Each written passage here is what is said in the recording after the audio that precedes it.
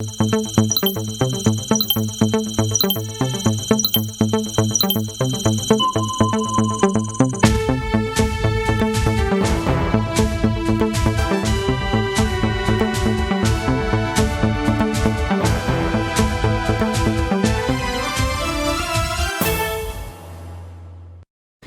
traité d'amitié et de coopération 2021 a refermé ses portes hier mardi à travers le Conseil conjoint de gouvernement. Le sommet des chefs d'État n'a pas eu lieu. Lors de ces 4 jours de travaux, 2 traités sur 13 ont été signés. Toutes les précisions dans ce journal.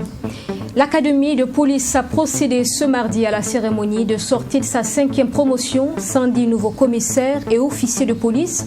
Ils viennent de clôturer 18 mois de formation intense. Ils ont le défi d'être efficaces dans leurs fonctions au regard de la crise sécuritaire que vit le Burkina. Et puis enfin, en Côte d'Ivoire, des images chargées d'énergie, de paix et de réconciliation, celles de l'ancien président ivoirien Laurent Gbagbo et d'Alassane Dramane Ouattara, l'actuel président. Les 2 hommes ne s'étaient pas revus depuis leur duel électoral en 2010, qui était la source de violence ayant coûté la vie à plus de 3000 personnes.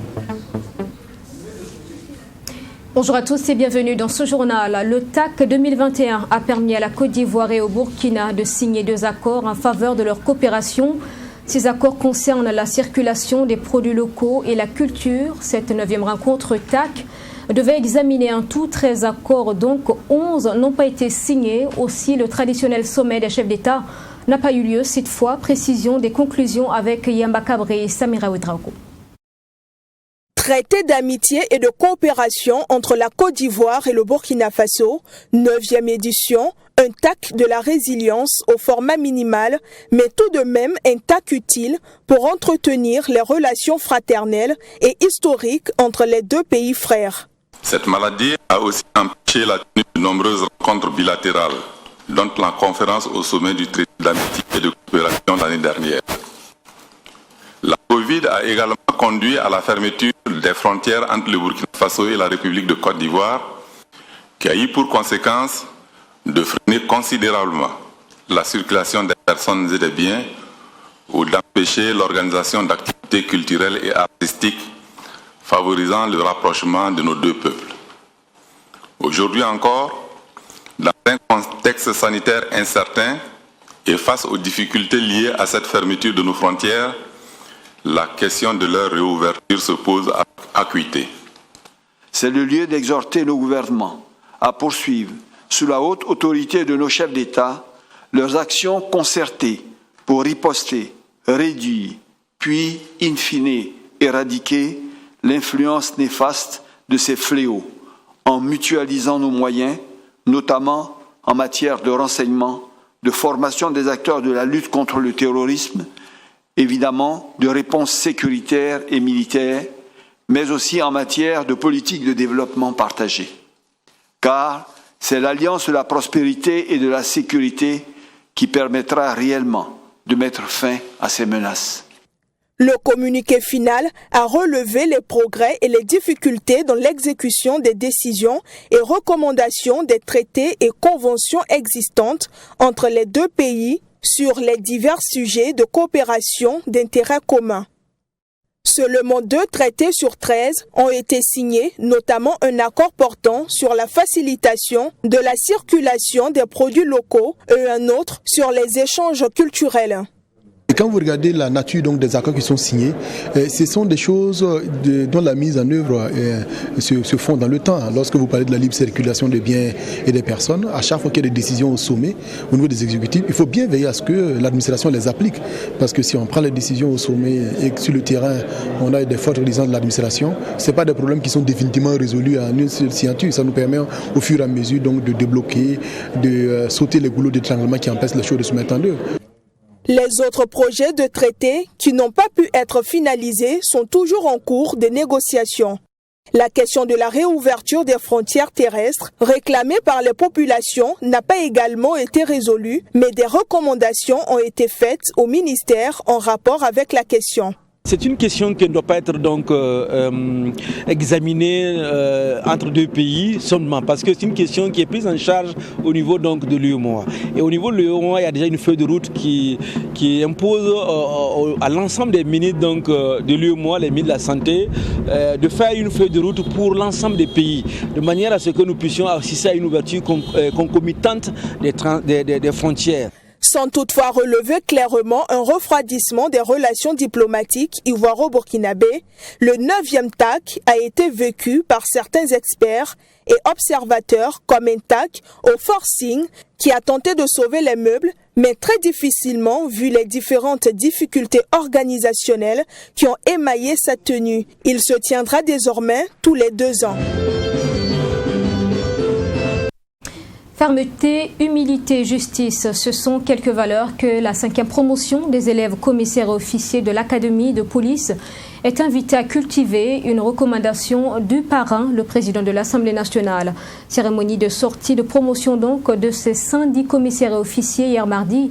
Image avec Mamétri Anakamabou et Samira Ouedrago. Ils sont au total 110 élèves officiers et commissaires de l'Académie de police de Pabré à arborer leur galon de commissaire et de sous-lieutenant de police ce mardi 27 juillet 2021. Et après 18 mois de formation qui a consisté à construire chez les stagiaires leur attitude et aptitude idoine dans le contexte sécuritaire marqué par les attaques terroristes, ces hommes ont été déclarés dignes de diplôme de l'Académie de police. Vous devez toujours avoir un comportement exemplaire et exempt de reproches en tout temps et en toutes circonstances. Sachez que le chef n'exprime pas publiquement ses sentiments et se doit de ne jamais décevoir ceux qu'il a l'honneur de commander. Les galons que vous allez porter tout à l'heure confirment sans doute votre formation. Lors de vos futurs engagements, vous aurez besoin de savoir-faire technique et de votre savoir-être, de votre personnalité. Cette 5e promotion a pour nom de baptême Unité. Le président du FASO, Rochma Christian Kaboré, a invité ces hommes à plus d'abnégation et de patriotisme partout où ils seront appelés à servir. C'est parce qu'on est unis dans une même vision qu'on peut avoir des succès. C'est parce qu'on est unis également qu'on sait se préoccuper des problèmes des uns et des autres. Cela est important. Parce que autant nous devons exiger des populations le respect de nos agents de sécurité, principalement des agents aussi de police, autant nous devons avoir un comportement de respect également vis-à-vis de ces populations. C'est deux choses qui se tiennent. Et je voudrais en tout cas interpeller chacun d'entre nous à ce comportement qui doit nous permettre de sceller un peu plus le rôle que vous devez jouer, qui est de sécuriser la population et de permettre à la population de comprendre également ce que vous faites pour elle. Parrain de cette promotion, le président de l'Assemblée nationale, Alassane Balaza Condé, a prodigué des conseils à ses filleuls. En ma qualité de parrain, c'est tout simplement vous inviter à exécuter votre mission avec fermeté, mais dans l'humilité. À exercer votre autorité sans faiblesse, mais dans la justice. À donner des ordres, mais dans le seul cadre des lois de la République. À commander vos collaborateurs, mais en s'assurant de leur adhésion. À sanctionner les manquements. Je dis bien à sanctionner les manquements, mais en vous astreignant à l'exemplarité. La dynamique de la formation des forces de sécurité à l'aune des mutations de la crise sécuritaire au Burkina Faso, c'est le thème retenu pour cette cérémonie de sortie de la 5e promotion de l'Académie de police. Qui constitue le corps d'exécution de la police nationale. Première rencontre ce mardi d'un nouveau mouvement, la rupture positive. Il a été mis en place par un consortium de partis politiques avec Maître Herman Yamego à la tête. Ils veulent notamment contribuer à la réconciliation nationale. Cette première sortie du mouvement, la rupture, était le lieu pour informer, mobiliser, également conscientiser. Maxime Jelbomara pour en savoir plus. La rupture positive, c'est le nom du nouveau mouvement lancé par un regroupement de partis politiques et d'associations avec à sa tête Maître Herman Yamego. Ce mouvement sonne la rupture avec la gouvernance actuelle du pays qui, pour lui, ne sert que les intérêts des politiques et non des populations. Les initiateurs de ce mouvement se donnent donc pour credo les 3 R, notamment réconciliation, refondation et reprise. Cette rupture positive, qui n'est pas une rupture pour casser, qui n'est pas une rupture pour aggraver la situation que nous connaissons, pour faire couler du sang, c'est une rupture pour donner la place libre au dialogue franc. La politique, c'est quoi? Dès qu'on parle de CENI, dès qu'on parle de CEPOP, dès qu'on parle d'élections, c'est fini. Il y en a qui tombent dans le coma, il y en a qui sont là, qui trépignent. Il n'y a pas que ça la politique, on rentre dans la politique aussi pour servir la cause nationale. Pour le mouvement La Rupture Positive, les acteurs politiques doivent mettre une bonne dose de sincérité et de franchise dans leurs actions, notamment sur la question de la réconciliation nationale. Il faut aller vers la réconciliation. On veut bâtir le pays, on veut trouver des problèmes au pays, il faut apaiser les cœurs. Il faut penser aussi qu'il y a des gens qui ont souffert et qu'il faut réparer les torts qu'ils ont subis. Donc il faut ça, il faut ce langage-là. Et que s'il y a un dialogue, ce ne soit pas un dialogue à huis clos entre le pouvoir et quelques gens sélectionnés pour parler des problèmes qui intéressent surtout la gestion du pouvoir pour eux-mêmes. Non, il faut que ce dialogue soit cohésif. Et pour une réconciliation cohésive et inclusive, le mouvement des 3 R appelle à la prise en compte des exilés et prisonniers politiques. Nous avons demandé qu'il faut voir les choses clairement. Lorsque dans ce pays-là, dans un pays, nous sommes en crise, il y a un danger, et qu'il y a quelque chose qui peut nous aider, il y a des gens qui peuvent nous aider à repousser ce danger-là. Pour la cause nationale, on doit les faire revenir. Je vous ai expliqué, moi j'ai eu des problèmes aussi sur le régime de Blaise Compaoré, j'ai vu le bien aussi qu'il a fait. Aujourd'hui, il peut nous aider à retrouver la paix, grâce à son expérience. Qu'on le fasse revenir. De la même façon, ceux qui sont détenus à la Makaïla Makou, c'est inimaginable. C'est inimaginable de voir des gens qui ont reçu une bonne formation, des gens qui ont une compétence expérimentée sur le terrain, qu'on garde en prison. Pourquoi? Ça, c'est contre la nation, c'est contre le pays. Cette rencontre se veut, pour les membres fondateurs de ce mouvement, une rencontre de mobilisation et de conscientisation. Selon Maître Herman Yamiogo, la rupture positive est un mouvement en structuration et donc ouvert pour ratisser large avant la constitution de son bureau. Le cabinet de Maître Prosper Farama avait été détruit par des flammes, de nombreux dégâts matériels à noter qui ont suscité un élan de solidarité de la coalition syndicale. Une délégation a apporté la somme de 2 millions de francs CFA à l'avocat ce mardi. Une enveloppe qui permettra donc de réhabiliter très rapidement les locaux de la structure Ami Valiant et Maxime Jeune Bambara. Cette visite de courtoisie dans le cabinet sinistré de Maître Prosper Farama, selon Bassolma Bazier, est une manière pour la coalition syndicale de lui apporter son soutien. Une visite qui ne s'est pas faite les mains vides car les représentants des structures syndicales ont apporté la somme de 2 millions de francs CFA en guise de solidarité à l'avocat. De façon gracieuse, il était pour nous un devoir inestimable d'agir conformément aux sillons qui ont été tracés par nos dévanciers. Venir auprès de l'ensemble des représentants du cabinet et leur dire que le mouvement syndical ne va pas trahir sa mission, qui est de défendre des causes justes, qui est de défendre l'honneur, qui est de défendre l'intégrité, qui est de défendre les libertés. Donc, que tous ceux qui sont à l'intérieur, qui souffrent de cette douleur liée à l'incendie, considèrent que cette douleur est unanimement partagée par le mouvement syndical. Nous ne venons pas ici au cabinet parce que nous avons de l'argent à donner. Nous venons pour faire une présence symbolique. Et cette présence symbolique qui s'accompagne d'une enveloppe de 2 millions que nous avons dégagée pour mettre à la disposition de Maître Farama et l'ensemble de ses associés au sein du cabinet. Un geste de solidarité qui n'a pas laissé indifférent Marcelin Ziba, lui qui a représenté Maître Prosper Farama sur les lieux. Il a par la même occasion traduit toute la gratitude de son patron à la coalition et promis que tout sera mis en œuvre pour que le cabinet soit de nouveau fonctionnel dans de brefs délais. Votre assistance dès les premiers instants de la situation qu'a connue le cabinet nous a beaucoup touchés et nous avons vraiment vu la mobilisation, le sursaut de vous tous, de tous les syndicats. Donc à notre endroit, et cela est déjà assez pour nous. Et votre acte ce matin, ce geste que vous faites ce matin, vraiment c'est un plus Déjà, ce que vous avez fait dès les premiers instants nous a beaucoup conforté et réconforté. Nous sommes sur le point, en tout cas, de nous réinstaller grâce au soutien des uns et des autres. Le soutien moral et de diverses natures dont nous avons pu bénéficier, en tout cas, nous permet d'être debout à ce jour-là. Donc, votre acte et vos mots seront fidèlement retransmis à Maître Farama. La coalition syndicale a, lors de cette visite, réitéré son engagement et sa détermination à œuvrer pour que la lumière soit faite sur cette affaire. Elle a par ailleurs appelé ses militants à rester mobilisés pour la défense des libertés et droits humains au Burkina Faso. À noter que la délégation était composée des secrétaires généraux de la coalition syndicale.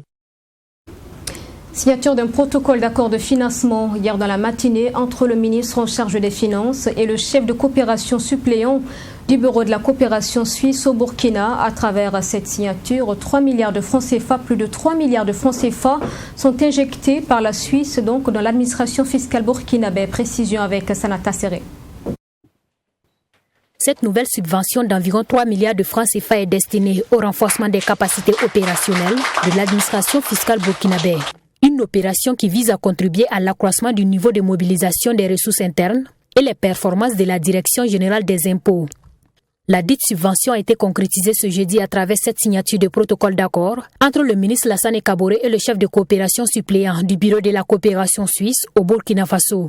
Ce nouvel apport en fait va principalement servir à consolider les acquis qu'on a pu obtenir jusqu'à présent, mais également d'étendre le registre fiscal ainsi que de moderniser les équipements à disposition et de s'assurer que ces équipements-là fonctionnent avec plus d'énergie verte, donc de l'énergie solaire, pour finalement avoir vraiment un outil donc de collecte des impôts le plus performant possible pour justement mobiliser des ressources au niveau national pour le financement du développement du Burkina Faso. Selon le directeur général des impôts, ce financement vient à point nommé. Pour lui, il va permettre de renforcer les compétences du personnel de l'administration fiscale et des agents techniques, améliorer les réseaux et systèmes informatiques, ainsi que le dispositif anti-fraude fiscale.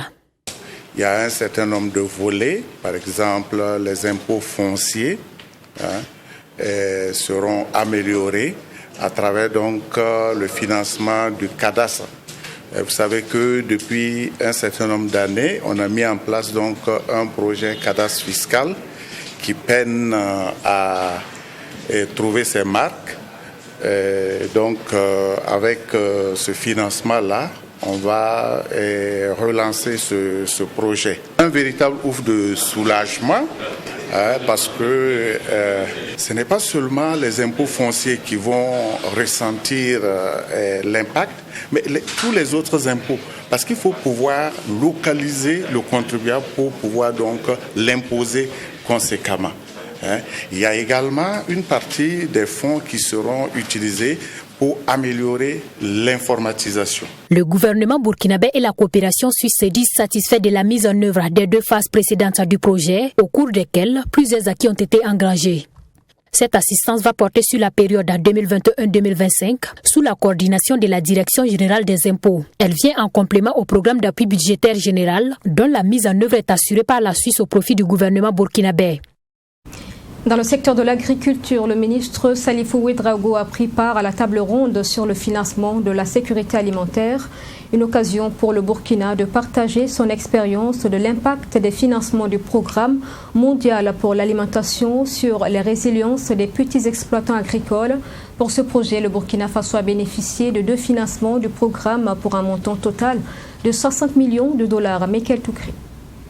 Le premier financement du projet d'amélioration de la productivité agricole et de la sécurité entre 2014 et 2019 était estimé à 35 millions de dollars américains. Un financement qui, de l'avis du ministre en charge de l'agriculture, a permis de soutenir les acteurs de la production vivrière. L'objectif de ce programme mondial est de renforcer la sécurité alimentaire et réduire la pauvreté en octroyant des aides ciblées aux secteurs agricoles des pays à faible revenu. Ce financement a permis de soutenir les acteurs et spécifiquement les petits producteurs des filières vivrières comme le mil, le sorgho, le maïs, le riz, la volaille locale, le porc, le lait, le bétail viande et le poisson.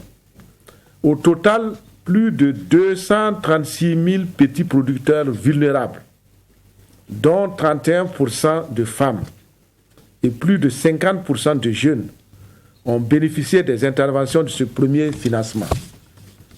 Dans le domaine de la production végétale, le financement GASPE a permis d'aménager et mettre en valeur près de 11 000 hectares de bas-fonds pour la production de riz, soit 14% des superficies de bas-fonds actuellement exploitées au Burkina Faso. À cette table ronde sur le financement de la sécurité alimentaire, plusieurs pays partagent leurs expériences sur les impacts du financement du GAFASP en prélude au sommet des Nations Unies sur les systèmes alimentaires. Cette table ronde a permis au Burkina Faso de dresser un bilan du projet qui a touché les domaines de la production végétale, animale et le domaine de la promotion de l'accès au financement. Ce premier financement du GAFASP a permis de promouvoir le warrantage, la mise en place de 574 systèmes de warrantage fonctionnels, la construction de 57 magasins équipés pour renforcer les capacités de stockage des produits vivriers. L'action a permis d'éviter le bradage de près de 19 000 tonnes de céréales et de niébé. Le financement GASPE a permis d'accompagner plus de 3 500 petits aviculteurs traditionnels pour produire la volaille, plus de 1750 porcheries et 1700 promoteurs d'embouches bovines et ovines, dont 39% des bénéficiaires sont des femmes et 29% des jeunes. Le financement du GAFASP d'un montant de 60 millions de dollars américains couvre la période 2014-2021. Ce projet a permis de renforcer la résilience des ménages agricoles, notamment les petits exploitants agricoles vulnérables.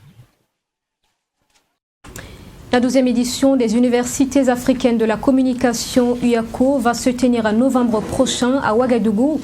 Et en prélude donc au début des travaux, le ministre en charge de la communication, Ousseini Tamboura, a procédé dans la matinée donc de ce 27 juillet à l'installation officielle des membres du Conseil national d'organisation et des membres du Conseil scientifique. Ce Conseil scientifique qui est donc chargé du suivi des travaux et de l'édition donc 2021 des UACO. On en parle avec Sanata Siré.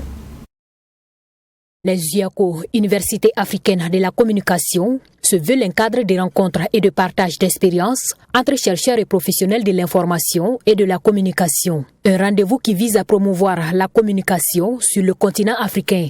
À quelques mois de cet événement, le ministre en charge de la communication installe les membres du comité national d'organisation et ceux du conseil scientifique de cette 12e édition des UACO. C'est un autre palier qui vient d'être... qui va s'ouvrir tout à l'heure, après avoir fermé le chapitre des Galiens, qui était donc ce rendez-vous de compétition.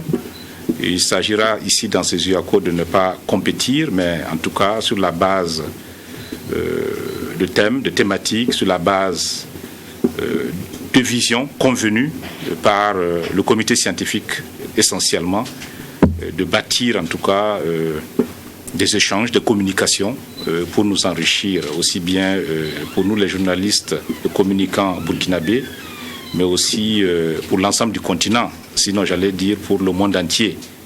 Il suffit de regarder dans les rétroviseurs des 11 éditions passées pour se rendre compte que ce n'est plus une édition simplement africaine, mais c'est une édition internationale et qui concerne l'ensemble des experts du secteur de la communication. Sont désignés membres du conseil scientifique de la 12e édition des UACO Évariste Dakouré, Seydou Ouedraogo, Seydou Dramé, Aïcha Tamboura, Lassina Saint-Poré, Syriac Paré, Baba Ama, Rabanki Aboubark Zida, Jean-Noël Bonkungu, avec en sa tête le professeur Serge Théophile Balima. Ils sont tous des enseignants-chercheurs et professionnels de la communication. Les universités africaines de la communication sont organisées depuis 2004 au Burkina Faso. La 12e édition est prévue pour se tenir en novembre 2021 à Ouagadougou.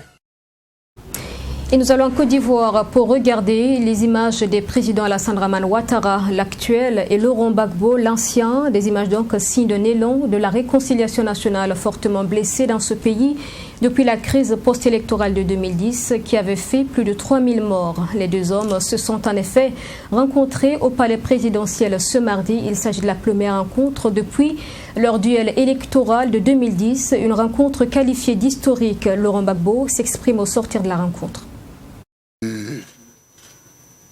On a parlé fraternellement, amicalement. Et je suis très heureux de cette discussion que nous avons eue. Je suis très heureux parce qu'elle était très détendue et je suis fier de ça. Je suis fier de ça. J'ai souhaité que de temps en temps, on puisse avoir ce genre d'entretien qui détendent l'atmosphère dans le pays. En ce qui me concerne, j'ai surtout parlé avec le président, j'ai insisté sur les prisonniers qui ont été arrêtés au moment de la crise de 2010-2011 et qui sont encore en prison. Alors j'ai dit au président, et vous serez d'accord avec moi, que j'étais leur chef de file. Et moi je suis dehors aujourd'hui. Et ils sont en prison. Et j'aimerais que le président fasse tout ce qu'il peut pour les libérer. Et le président a les moyens, mais c'est lui qui juge l'opportunité et des moyens et des moments pour ces libérations. Et voilà pour ce 13h. Merci de l'avoir suivi. Je vous souhaite une excellente suite en notre compagnie. Je vous retrouve demain à la même heure. Portez-vous bien.